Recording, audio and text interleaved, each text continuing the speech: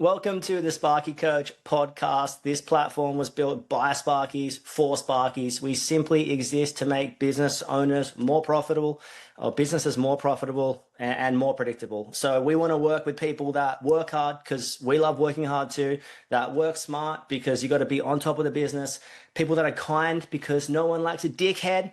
Am I right? People who want results because that's what we're here for, right? And people who want to be part of a like-minded community. So if you're interested in hearing more about the platform, please reach out and enjoy the podcast. Sparky Coach, Lounge Pod, Crow here featuring the big dog, the biggest dog, woof woof, Brad Hibberd. How are you? Good, Cray. How are you, mate?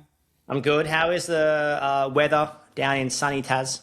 Yeah, it's been good. Yeah, like Feb sort of turned it on for us. So yeah, no, Feb's probably the best month in Tassie, I reckon. So yeah, this week and all that's pretty hot. When I say that, it's like late 20s for us, but it's good. Late 20s, no humidity. That's the dream. Yeah. So since we spoke last, what's the biggest fish you've caught? What's happening? Any craze? What's the latest? Yeah, probably been getting back into my dive and I got crook with influenza and that over the Chrissy break. So I've just been like, yeah, last long weekend, a lot of diving, a lot of crays, that sort of thing. So it's been good to be back in the water. Best crave ever caught? Oh, I wouldn't have weighed it. It's probably would be in the 3 kilo mark, but I haven't got one north of 4 kilos. So it'd be nice to. There's certain dive locations where they're a bit of a venture, like a weekend mission for sure, like all weekend. But there's a few target areas where I could probably produce a cray that big. So. Are they these target areas? Are they secret? Like, would you keep it if you had a target area? Would you keep it under I wraps? think people know the areas where they would get them, but like once you dove it a fair bit, you'd probably lock like you might find a hole or a rock that's got like a fair few of them. You'll keep that area pretty uh down and under wraps. You wouldn't be sharing it, that's for sure. It's so good. Well, what we're trying to not keep a secret, we're going to go through today. We're on a bit of a mission. How do you end up at the end of the year and being like, I'm so stoked with where I got to? And if you're not careful, you can end up in a space, in a place where you never intended to, just by the incremental effect of little decisions along the way. So Hib and I are going to discuss, we're both close the week advocates. And I think the close the week is just the simplicity of pulling apart the week that was. And this is, how did I perform, especially if you're in the office role? Would I employ myself? How's the quotes and how's the invoices? Have they all been checked for net profit, gross profit, labor efficiency? How's the quality of hours? What do I need to improve? How's the schedule looking? Just the 10 to 15 major items that come together. Well, if they don't, they need to come together to make a successful week. Or if they don't come together, you can have a pretty poor week or land in some pretty poor circumstances, some pretty rough terrain into the future. So, Hib, what are some things that in your close a week, or what are some things that you're looking at specifically in your business? Obviously, you've got a sort of yourself, an operations manager, a couple of admins, and I don't know, 10, your team of what, 15 something ish like that. Yeah, we're sort of here on the side of 15 to 16 people. Yeah. Yeah. So And so what are some of the key things that either you're looking at now or you used to look at that you really want to look back into? Like where does your head go to when you think little things make a big difference in the yeah, I business? don't think you should ever in business go away from what you have been doing in the past unless it's getting refining the process and it's becoming better. Like I still to get here from like 2 to 3 staff onwards, I tracked every job and I still continue to do that to this day because it's like it got me here. I've got a finger on the pulse, so to speak, of every cent that's coming in and out of the business. And I know if a wholesaler is overcharged me for material within, like I picked up one this morning, it's Monday morning, Friday afternoon, that invoice come in, I was going through one of the jobs and I was like, that doesn't look right. They charged me like $60 for an RCBO, this new like wholesaler, and I was like, our pricing should be locked across the board from your other branch, sort it out and credit that back. Like I've got a finger on the pulse with all that stuff all the time. And if I'm not onto it, my ops manager's on it. So he goes through the invoices. He hadn't been through that yet. And I got to doing the invoicing and sort of proofing it and sending it. And I was like, that doesn't seem right. I'm just going to check that invoice. So if I didn't pick up on it, Sam would have got to it first anyway. So just because I'd sort of beat Sam to it, yeah, it sort of both gets double checked. Nothing really slips past us too much. And I think it will remain that way because wholesalers get new staff all the time. They punch stuff into the computer wrong. You have to be checking like material costs, your labour efficiency on every job, whether you guys are actually taking the piss on site or whether they're doing it in the required time frame, all that sort of stuff. It's so interesting. The wholesaler thing is so underrated, and you can train an admin to prepare an invoice, and they'll be able to prepare it with the details that are in front of them. Yeah, this took 8 hours for Joey and Billy, and then they used 2 grand of materials. Cool, check the net profit. So this is interesting because lots of people just stop at the net profit and they don't go into gross. Like gross will show you how you're quoting, basically your exchange of labor materials. Is that going decent? Net will show you how you're operating. That's generally like the loose rule of thumb there. But yeah, coming into that, like lots of people stop at the net and they won't open the job up and look at the wholesalers. I was even chatting to 40 on the Sparky Your Interest podcast, which will come out today, I think. But just talking about how much the wholesalers get it wrong and how much this business becomes a game of like making money, but also not losing money. And the wholesale discrepancies, I remember picking up, I feel like you're picking up couple of $1,000 every couple of months. So maybe it's $1,000 a month. That's a $12,000 sort of loose range across it that a trained eye can pick up, but no untrained eye is ever gonna pick up. So what would you say? Like obviously, like if someone's just pedal to the metal, foot to the floor, jacked up and cracked up on a busy schedule, and they're like, sometimes this stuff can just feel like, oh, how am I gonna do that? But tracking jobs and tracking labor is something that's been part of your ritual from the start. What would you say to someone that's jacked up and cracked up and driving around super busy? What would your advice be where would you start? You prioritize your office time. So whatever like is balanced in your Beastimator and your spreadsheet, like you got to prioritize that. So if it's like you're set out, say you're a sole trader, you're going to do 32 hours hard billable hours a week, and then you're going to get 8 office hours in. Well, if you decide to drop your office day now, your office day needs to be done on Saturday, sorry. Like you've just took on an extra 8 hours work, your office time doesn't get dropped. Yeah, either like need to do that job on a Saturday, or if it has to be done that day, then you have to do your office work on Friday. It doesn't just go, I'm not tracking my materials, I'm not tracking my jobs, I'm just sending all the invoices and going like this and hitting send. That's not the answer. Like if you're taking on that extra work and you've already got a fully cooked schedule, the answer isn't your office time. It's not free time to schedule more work in. So you've got to treat your office time like a job, essentially. Like that's got to be done. If you want to get another job in that day and you want to move it, fine, but you've probably committed yourself to working an extra day on the weekend or an extra office day next week to catch up. So you are going through that.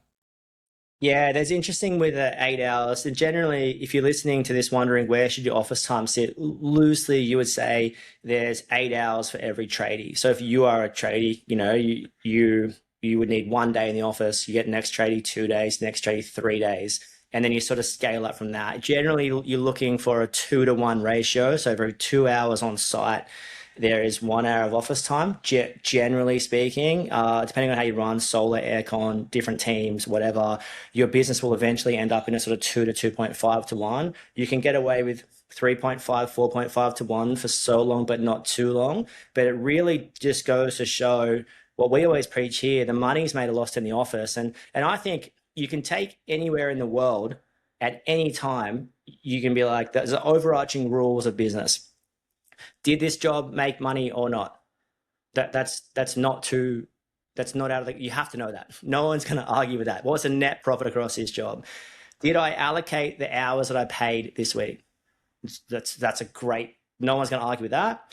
And then what was the quality of those hours and how do I improve it? Which is that consistent, what you were saying before, that refinement on everything. So coming through the ranks, how did you maintain your office time when push came to shove? And I guess my take on your business is you'd probably never been, some people get quiet and they go in the office a lot, which is sort of detrimental on the other side, but you were sort of growing and you were sort of pretty busy the whole time workload wise, right? How did you protect and maintain the space, which is so easy to say from an office, but when push comes to shove and Brett needs those cables roughed in before the gyprock goes on, or, you know, Jenny's got a hot water system that's cooked. Like, how do you protect and maintain that during the journey? Your first option would be to ask the boys whether they want to do overtime or jump in for a Saturday. Like, it's not if you either let the job go, or if it's a builder that needs something done, say pre-plaster, and you can't lose that builder, there's no qualms asked, you can't let that client go. Or if it's a client that crosses your desk and you are busy and they do 10 homes a year, you also can't lose that opportunity. So one, you put it out to you guys, hey, is anyone happy to work a bit of OT? And then if none of them want to do it, I used to do it. Like, I just work more. Like, I'd probably opt to just do my office time. I go, all right, I'll work Saturday this week in the office and I'll go do that rough in myself. Then I've just obtained this builder. And then once I actually get them, they're going to bring in a fair bit more work. I'm going to need to hire again now. Like, and I'll find another good tradie. So I kind of grew that way, but it was definitely like, I definitely got the balance a little bit cooked, but I grew quite quickly. You know, like, I've only been in business sort of 5.5 years and there's 15 to 16 of us. So I don't want to, get to it. I just got to the point quicker where I was like, I want to get out of this as quick as possible. So sometimes I would bite off a little bit more than I could chew and then do a little bit more office time in probably my own time. But then as we got bigger, I was able to upskill staff and then free up some more time. You know, so it was just sort of like, I've got to make this sacrifice now. And that wasn't going to be like the end goal for me. You know, I was like, I've got to bite the bullet now and do a few extra hours this week. That's fine to obtain this client. But then if I hire this person, in 6 months, I won't have to do that again. It's so interesting. I've been talking recently a lot about the hierarchy of truth and how two things can be true at the same time. So you can be true, I'm busy. That's true. And you can also be true, the week needs to be closed. Both things are true. True, I can't afford any office time, I've got too much work. And true, hey, the invoices need to be sent, invoices need to be checked for net profit. Systems and processes need to be improved. The biggest system you ever need, the only system you ever need, is closing the week. That's the only system you ever need. Everything just falls from that. That's the top of the pyramid scheme, and everything else is just noise. And it's noise that will be created along the consistent trajectory of closing the week. You close the week for 5 years in a row, every single week, you're going to have done all the noise stuff just by sheer doing the right thing consistently. So my encouragement to everyone is, the example I always use is, you've never missed a switchboard upgrade. If the power's going off or Energix is turning up or level 2s, or what do you guys have down there? Some kind of cool thing? Yeah, we call it a tee up, but yeah. A tee up, that sounds like you're playing golf. So a tee up, you got whatever. Like, if you got that third party coming in and power shutting down, you would never, no one's ever missed that. You're going to be there, or you're going to cancel it. You're gonna be there pretty much, or cancel it in advance if the weather's off or something like that. But interestingly enough, like, I think prioritizing the office day is, if you're not running off a schedule. So immediately, if you don't have an office day, my challenge is you're probably not running off a schedule. You're probably just like, throw that job in, throw that job in, throw that job in. There's no protected time across there, and that's dangerous, because you are, the way I see it, you are your own float switch. So if you're consistently trying to book stuff over the office time, it's a hiring indicator. And if you've consistently got too much time in the office, specifically at those early stages, it's a workload indicator. You need to find some more work. So you're almost low or high, like, indicating to yourself that what you need to. It's telling you everything you need to know. I don't think anyone's going to argue with that the money's made or lost in the office. It doesn't matter how good you are on site. You can't, like, you can't make money if the job's misquoted. So it's so interesting. But how did you protect that time early on through a schedule, or just be like a regular Tuesday in the office on Monday, or did you find a quieter day than normal across the sort of Nah, so early on in the piece, I was just running like a diary. I didn't have a job management system, and this was pre-coaching, but I've always been like an organized, pretty scheduled person. So I just had like a diary, Oh, you and I stop just, stop yeah, there for a sec. Do you still rock a diary?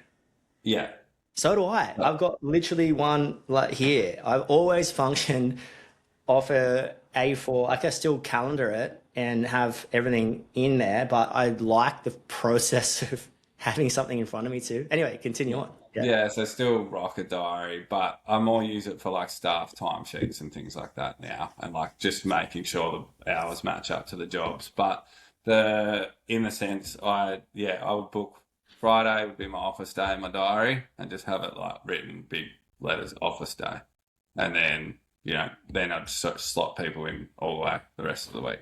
So when they called up, I'd just flick through and go, I'm booked out for 2 weeks, but I wouldn't flex on my office day. Unless someone really needed to, I might squeeze like a 2 hour urgent job in that morning um, to if it was going to get me more work in the future. So say real estate called up, I'm like, well, I'm going to squeeze that in Friday morning for them. Like, I'm not going to deny that job. But then I go, okay, well, I just have to work an extra 2 hours Friday arvo to make up my office time. So that time's going to be bought somewhere. But I think as well, like that's how I started early days. And then once we got to 2 or 3 people, I turfed the diary and went to Simpro. Probably should have done that earlier, but as people were rescheduling, it was becoming a nightmare because I was like, got to rewrite everything on this another page. Like, this is not good. But I probably held on to the diary for too long. It got pretty hectic. But when it was just me, I was like, this is sweet. This is easy. Like, it's cruisy. But when it was, went north of that, I was like, I need Simpro or something like that. I've been on a bit of a trajectory recently. I think a lot of people would be better off without a job management software. And hear me out when I say that, in terms of recognizing how simple the concepts are. That you just want to buy lead materials, sell at a profit. But when it's going through all these like matrices and colors of your job management software, you can lose the purity of what you're trying to do. Did that job make money? Did I assign my hours? What's the quality of hours like? Now, anyone that knows me, when I'm a huge advocate for simplicity, job management software can make it simple. It should be making it simpler, but for too many people, they're not doing the simple concepts correctly, and the job management system's landing them in a world of pain. That's just my take on it. Any thoughts on that? Yeah, definitely. I think sometimes, like, even my Simpro, I should probably know a little bit more about Simpro than I do now, especially around the project sides of it and like all that it can do for me. And one day I want to dive back in and do like another week's worth of training because I'm really, really good with it now, but I feel like I can still do more for my business than what it currently is. But I've got the micro habits down right that like everything is tracked. So I was just like, that's the main importance of it. Like the job scripts are how they're set out for the text on site. Well, that can alter over time as you learn, but like the track, like you doing like the micro habits of your materials build up with them, as you're saying, sold and bought with a markup, like sold with a markup. That all the materials allocated to the right job. Like are the hours and the time are allocated to the job properly. Like get your invoice out correctly. Like those little micro habits, the dotting the I's and crossing the T's, that's where the money is made or lost, not whether Simpro's sending the client like a reminder, which is great, like, but that can be set up over due time. Those other ones are non-negotiable. Like, Yeah, one of the biggest ways you can tell if someone's going to succeed in business and is are they nailing the non-negotiables consistently or not? And it's like if you are consistently, the incremental effect of little decisions done correct will land you in a world of good times, like it, yeah, or a world of hurt in the future. So talk us through. So you were running no job management software until what staff? Like until two staff or one staff or four probably for staff, like 12 months, my first 12 months, I reckon, and roughly. straight to Simpro. Yeah, I knew that I wanted to go bigger, so I just went straight to Simpro. There wasn't like uh, a step or a stepping stone. I was like, I do it once, I do it properly. I'm a big advocate for paying for something once, doing it properly. So I didn't worry about like any sort of cheaper one or anything like that. I just went straight to Simpro.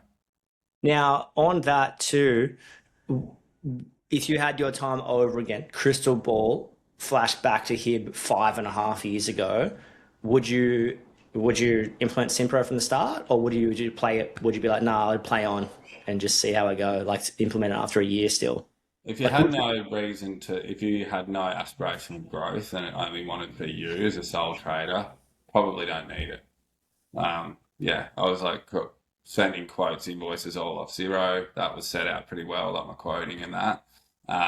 And you've got bugger all jobs going on as a sole trader to a sense that you can probably still track them all quite easily. Um, but as soon as you were going to, if you had aspiration to go north of one person, I would just get it from the start. Like, but if you're just going around sole trader, maybe subby for a month here and there when you're quiet, surf and just cruising, you probably don't need Sim Pro because you got no, aspiration to go north. yeah, we've just dropped a few demo sessions for anyone listening on YouTube and Spotify. Demo of Fergus, with Tommy ran through, demo of Service Mate and Simpro, which Joey ran through. So have a watch through and work out what you align with. I will say, for anyone rocking a decent team into some projects, it's Simpro or Fergus are clear leaders. Just my 2 cents for what's out there. But not saying not saying Service Mate can't improve in places or whatever. That's just the general feedback we get from multiple people. So look into that. Now, going through the ranks and sort of going from 2 to 15 staff within 5 years, what kind of things were you doing to find work? Was it like there's an element that comes in organically, obviously, and there's an element that you would have to probably hustle for. There's an element of paid stuff. What's your I think the funnel should be broad enough to get all aspects coming in. So you're going to have like, we get like, especially in the solar game now, we have to pay for advertising. It's like paid leads. It's like we're competing against sales companies that get subcontractors in. So they're just throwing lots of money at advertising. There's that side of it. So I don't know what the statistic is. There's like trillions of dollars are spent on advertising each year. I can't remember, like lots and lots. Like there's so much money spent on advertising. Um, but they wouldn't be spent if there wasn't a return on investment. So you just make sure, track your sales and make sure your return on investment's good. Like, so there's a part of the funnel that's that. There's a part of the funnel that's organic, which is the best because they're the ones that really want to work with you. There's not really much haggling or indication of like price resistance as long as you price fairly. And yeah, like organics, like word of mouth and all that. So I think, and then there's a part where like you're probably hustling for as well. And that hustle can't drop away. Like if you want to grow a business, you can't just rely on your existing clients because a builder could get quiet and he's gone from doing 20 homes a year to 10. Like you never know what another builder's going to do. Like one could go, oh, I'm preparing for retirement, so I'm going to halve my business next year. All of a sudden you just lost half your work.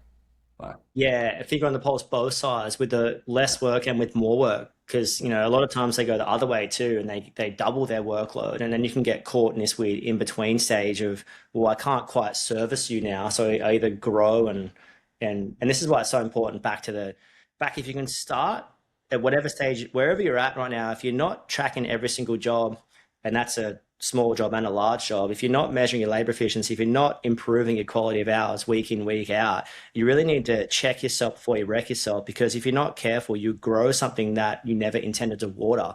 You'd be like, how did these weeds grow in my garden? Oh, because I watered them consistently. You're watering the wrong thing. That you are watering revenue and growth across, profit and like in front of profit. And there's a hierarchy there. There's no point growing something that sucks and growing something that's out of control. I think a lot of people, specifically in the coaching industry, or like there's so much noise on Instagram and stuff like that. There's like double your business and do all this kind of stuff. And it's all kind of, some of it's cool. But if I doubled most people's business in the next 3 months, a lot of them would fall over either via profit or not able to have the staff to implement it, or the product would drop down and you would lose the current clients. So how did you go through that stage of growing, but also making sure the product was consistent, good, of the Hib quality? How did you sort yeah. of So do that? that was hard because before I was with Sparky Coach, I was with some of those Instagram coaching groups that just really focus on growth. And you'll hire the wrong people, and the quality definitely suffered a little bit there. And I was still tracking jobs, but not to the extent that I do now, like not write down on the spreadsheet like everything. So once I started doing that, probably like 2 years ago, a bit more now. Well, yeah, probably let's say 2 years, year and a half, something like that. It really changed the quality of our tradesmen that we employed, and it really knuckled down and got us right back to where we really needed to be, because it'll highlight to you as soon as this guy comes on, as soon as he's on the tools, it'll highlight to you, this guy's good, this guy's not. Like, is he getting done in the required time frame? Is the work quality good? Are we going back to the job for a callback? Like, one, no callbacks. Two, is profitable. Three, they put photos on the job. It looks good. And the client's leaving a Google review or contacting the business saying, oh, lovely. You know they're going to be like, good. They're probably going to be a weapon for your business, or at least very good. The guys that are taking too long on site, it's generally not, they're not the guys doing a better job. They say, like, they need more time, but then the weapons and the good guys are coming in doing it in less time and better job. The guys that are taking too long and they're losing money, they're generally lazy and they're doing a poor job on site too. So they're the guys that will normally give you a call back.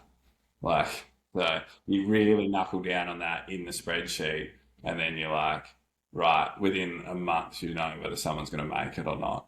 You might see their 3 month probation out, but you're really going to know in the first month in your gut whether he's going to make it or not.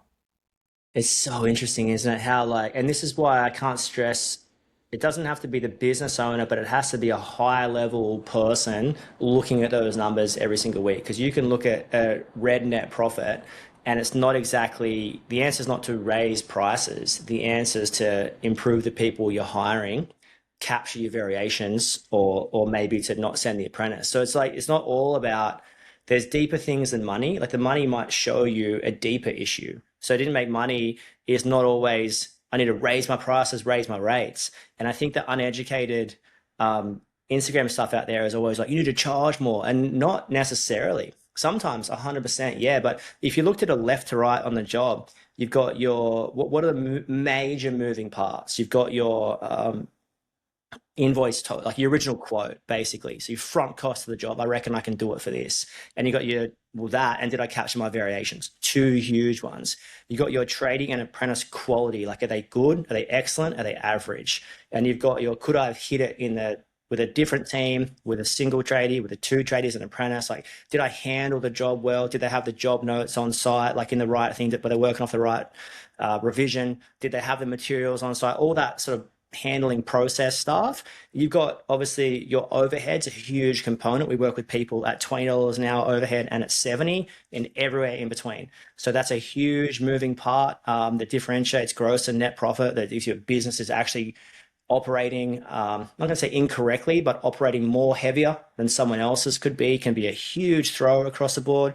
And then you've got your materials, like, are the correct materials being allocated? Now, this is going to go sideways now, because I'm on a bit of a heater on this material sense. The amount of people, we reference a wholesaler being, sporadic, you might say is the best word. Just the amount of people that I've been speaking to recently that are just doubling back down on the simple things like closing the week, and they're realizing that employees are stealing from them. And they're going, holy crap, what's that material? And this is like admin time. You got to be really, really careful. I think people are really creative. Now, it really matters who you hire, office and field. But a couple of people recently have found crafty admin assistants that are sort of dumbing up fake invoicing and basically reconciling it, coding it in a different way, and stealing. So it's psycho level that would have been picked up by doing the mundane things well, by just checking wholesales, that kind of stuff. I go sideways before I come back, but there's only so many moving parts that can go wrong in the gross and net profit of a job. So I think coming back to, and I love what you've created, because you've created something amazing built on simple, timeless principles. And I think, like, for anyone listening in, don't get too busy to defer or get distracted from what actually works, because you just end up in a world of hurt. So, you work with our you work with a few of our members, and then also in our sub mil club, like anyone doing less than 1 million revenue. And I know you're pretty passionate about like just getting them out of that zone as quick as you can, because it's like, I don't say it's a death zone, but it's a hard stage when, you know, if the phone rings on a Saturday, you go or you go. There's no option.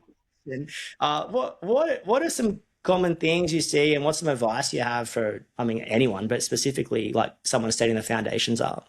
Well, we've already spoke about one, they probably some of them probably putting too much office time and not getting their billables. Two, they're probably not tracking their jobs a lot, so um, they don't even know if they're really quoting right. But they're going to continue down that and start closing the jobs when they actually get more time. You know, close the week when they get more time. It's like, no, you have to make time because you're just going to stay on like a bit of a vicious cycle going round and round in circles on the hamster wheel, if you will, like, you know, and not get out of it. I was like, no, you need to start doing this because then we can know that, like, you're quoting right, your boys are operating on site right. Like, it's just a bit, just sort of a little bit in no man's land. And I'm seeing a lot of them, and I did the same too. Like, when I first started, I was real loyal to my wholesaler because you want to be a loyal, good, kind person.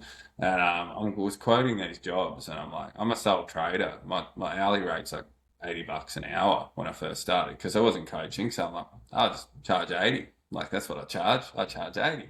Like, and then but then I was getting beat on these like expensive jobs because the like big mains runs and stuff because the wholesaler was screwing me on the quote for material because that I was loyal to them and I was new to the game. So they were like, oh, he doesn't know any better. We'll charge him all this. And then, you know, the materials could be 10 to 20 grand out. And then it's just cost you a job. Like, you just lost that quote. You just lost that job. So then once I started getting bigger jobs and started shopping around on price, I was just like, holy shit, my wholesalers have been screwing me. Like, not, and they've been ripping me off on price with everything. Like, so then, and then I'm seeing that a lot with the guys now, especially as they're trying to enter the solar market, because not every wholesaler buys the solar gear in bulk. So your wholesaler they get electrical goods from might sell solar gear, but they don't have the purchasing power to give you a good price. So you getting charged a lot. So like they need to shop around in that instance. But I know one of my coaching clients is just like, I think our price point's where it needs to be because there's a price point for everything. You can't sell a 6.6 kilowatt system for 13 grand. You just can't do it. There's a maximum price point you can sell for everything. And then he was losing money or not making much money on these jobs. And I was like, are you smashing them out on site? He's like, I'm trying so hard, like we're doing well. And I'm like, I reckon you're getting screwed on materials. So then I shot him all what I pay for gear, like as a bigger company, and we're in Tassie too, so it's probably a bit more expensive down here considering there's a bit more shipping cost to get it here. But and he's just like, holy shit, I'm paying double for lengths of rail than I should be. And holy shit, I'm paying way too much for this. Like, so it's allowed him now to be able to quote his jobs more accurately because the wholesalers are screwing him over on material costs. So then he was wasting time quoting to not win jobs because his margins were out. But his process wasn't wrong in quoting. His just material price was the whole time. So just, yeah, it's Oh, interesting. Yeah. I remember a company around our area was one of my really close friends. They knew each other through footy, and they were spending, I think they were spending 400 grand a month on like solar. This is pre-batteries, so basically like inverters and solar. And I remember seeing a couple of their quotes, and they're like, "Well, that's cheaper. They're cheaper than our materials cost." And he said he was having people like just offer them incredible deals because they were purchasing so much solar. So purchase power is huge. Just shout out to anyone starting out. I remember rocking into my first wholesaler. I don't want to name the wholesaler, but I was really insecure and really sort of it was out of my depth. Like I'd never been in a wholesaler before, but besides like working for myself kind of thing. And I was just really uncomfortable talking about money. And I remember they sold me a drummer 1.5 for Twin and Earth for $150, which probably is market range at this point. But it was like 2007. And I remember just being like, I didn't know if it was right or normal. I'd never really looked at prices. And it wasn't until I rocked into this local sort of family one that they charged me $75. This is like a fortnight, a month later, whatever. And I was like, holy crap, I was getting fully screwed over here. So the importance of doing the right thing for that small family run one was great. And I was like, so I was really loyal there. And then I remember they just started getting really rude. Like I would send some clients in to look at light fittings or PowerPoint switch series or whatever, and they were really rude. And that was reflecting. And whoever you recommend is a reflection of you. They're like an extension of you. It's like having a go-go gadget arm. You want to be really careful who you recommend. And I remember just being, oh, these guys are pretty rude. And they were just like not, their service was dropping. They were employing some average people. And then it came an opportunity where a couple of guys left that wholesaler, started something else, and I ended up going with them, which was such a better fit. And once you find that right fit of wholesaler, and obviously I'm talking from a city perspective where you do have the luxury of multiple wholesalers around multiple corners. If you're coming from a country town, you're probably dealing with one of three, maybe, or one of two. And so you don't be on the wrong side of anyone. So you want to be transparent. If you're getting a couple of prices, that's fine. But you just want to make sure whoever you're dealing with, you're comfortable with. You're knowing sort of market range of what you should be paying. You're able to chat money with them. If you're using an Amex, they can absorb that into their fees, which they will. I'm sure they get it back somehow. But just having those open conversations that are clear and just recognizing market value there. But I say all that to say, just make sure you're dealing with a good person at the wholesaler that has your best interest at heart. I would even encourage everyone to take 10 minutes and if you're really, really fresh, just sit down with them and be like, hey, I'm super keen. I started my business. I'm getting coaching, or maybe not, whatever, who cares? But like, I'm invested into this thing for the next 10 years. I want to work with good people. I don't know how much things cost. I want to be able to trust you. How do we work together in here? And you'll get a really good feel. I wish I did that early enough. In business, you get to a point where you can sort of demand respect because they want your. I had wholesalers calling me. We're spending like, 60 to 100 grand every single month. And then at that stage, people call you, they want your work. But there's a stage where you've sort of got to feel out where you want to spend your money, and are you comfortable spending your money with those people? And I was really loyal to the wholesaler that we ended up, which was Go Electrical in Tarrant Point, because the guy, they really helped me out. We had a couple of major issues with cable, and they came to the party and sort of just really helped me out. So shout out to those guys who were super cool.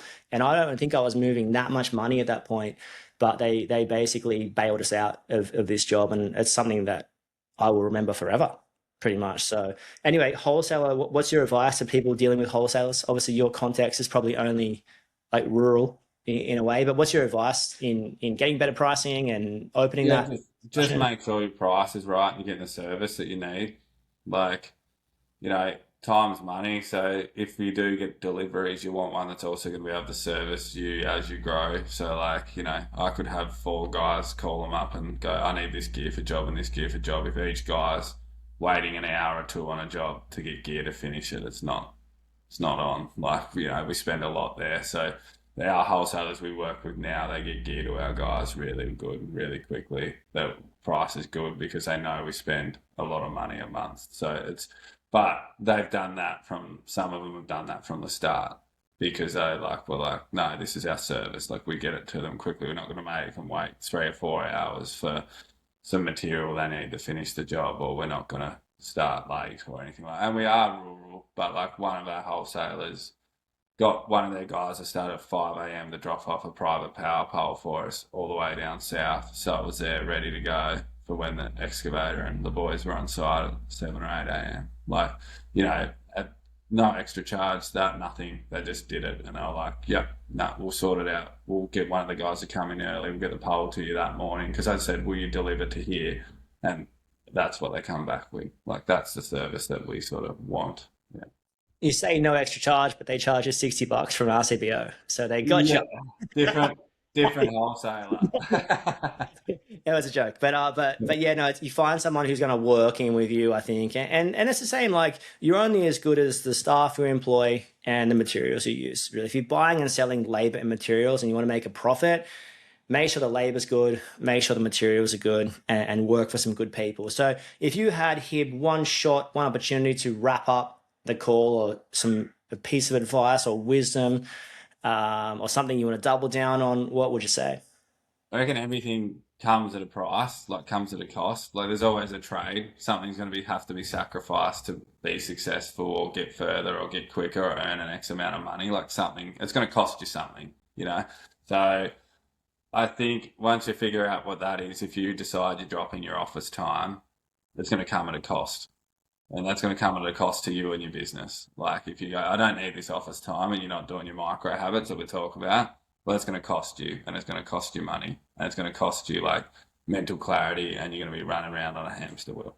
So if you do take on that extra job, it's going to come at a cost of you, like, losing out on tracking your business, growing your business, working on your business. So That's huge. That's huge. Thanks, Hip Dog. Don't hang up this call. It's got to load. Okay, thanks for your time. Always a pleasure.